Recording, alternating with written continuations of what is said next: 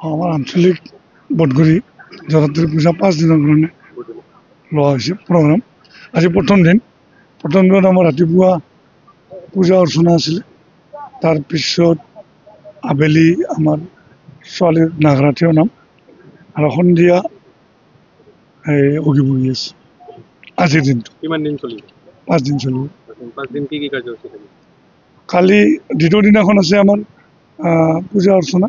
তাৰপিছত এই কি কয় আইসকলৰ নাম আৰু পিছত আবেলি আছে ল'ৰাৰ থিয় নাম ৰাইজৰ আৰু কেনেকুৱা আশা? সন্ধিয়া হ'ল নাটক আছে পাঠশালাৰ।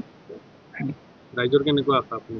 খুব ভাল, ৰাইজৰ সহযোগো ভাল হৈছে আৰু চব মানুহ এতিয়া আহে আৰু পৰাপক্ষত যিমানখিনি সহায় কৰিব লাগে মোক কৰি আছে। ৰাইজক কি ক'ব এতিয়া?